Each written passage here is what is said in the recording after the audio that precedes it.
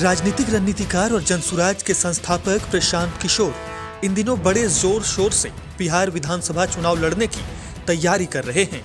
दरअसल पीके ने आगामी 2 अक्टूबर को अपने आंदोलन को पार्टी की शक्ल देने का ऐलान कर रखा है। यही वजह है कि वो लगातार जनता के बीच जाकर लोक लुभावन वादे भी करने लगे हैं। इसी कड़ी में एक बार फिर प्रशांत किशोर ने जनता के दरबार में बच्चों की शिक्षा और बुजुर्गों के पेंशन को लेकर बड़ा वादा किया है। बता दें कि जनसुराज के शिल्पकार प्रशांत किशोर ने बड़ा ऐलान करते हुए कहा कि 15 साल से कम उम्र के बच्चों की पूरी पढ़ाई का खर्चा सरकार देगी, जिसमें उनकी किताबों से लेकर विद्यालय के कपड़े सब कुछ बच्चों के लिए मुफ्त कर दी जाएगी। साथ ही यह व्यवस्था केवल सरकारी स्कूलों में ही नहीं बल्कि सभी प्राइवेट स्कूलों में भी लागू होगी। प्राइवेट स्कूल में भी 15 वर्ष तक के बच्चों की पढ़ाई का खर्चा सरकार देगी। उन्होंने जोर देते हुए कहा कि इस तरह की व्यवस्था पूरे देश में किसी भी राज्य में अभी तक नहीं है। इस संबंध में प्रशांत किशोर ने और क्या कुछ कहा है, आप भी सुनिए।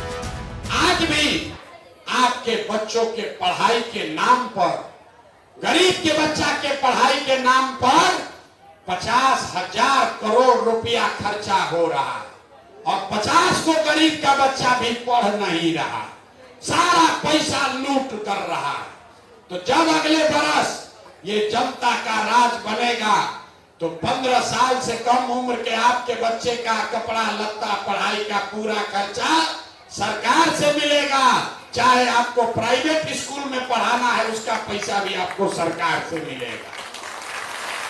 और तीसरा संकल्प, गांव में चले तो बूढ़े लोगों का बड़ा कष्ट देखे। बूढ़ा आदमी अब पढ़ भी नहीं सकता, अब नौकरी मजदूरी भी नहीं कर सकता। और नीतीश कुमार ये महंगाई के जमाना में 400 रुपया का पेंशन भीख दे रहा है। 400 रुपया इस महंगाई में दे रहा है एक महीना में।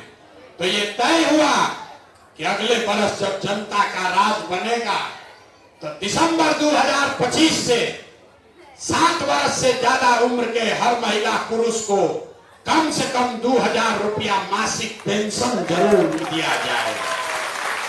अब सब बात सुन लिए, अब आप बताइए अगली बार वोट आपको 4-5 किलो अनाज के लिए देना है कि अपने बच्चों के रोजगार के लिए देना है। प्रशांत किशोर ने जनता के बीच कहा, नीतीश सरकार पढ़ाई के नाम पर हर वर्ष 50,000 करोड़ रुपए खर्च कर रही है, पर आप ही बताइए कि उन 50,000 करोड़ से क्या 50 बच्चे भी पढ़े हैं? लेकिन हमारा संकल्प है कि हम इन्हीं 50,000 करोड़ को सही तरीके से खर्च करके आपके बच्चों को अच्छी गुणवत्ता की पढ़ाई कराएंगे ताकि 15 वर्ष के बाद वह सरकार और व्यवस्था पर बोझ नहीं बने। इसके अलावा प्रशांत किशोर ने बुजुर्गों के दर्द को समझते हुए ऐलान किया कि जनसुराज अगले वर्ष के अंत से यह सुनिश्चित करेगा हर महिला और पुरुष जिनकी आयु 60 वर्ष से अधिक है उन्हें कम से कम हर महीने 2000 की पेंशन मिले।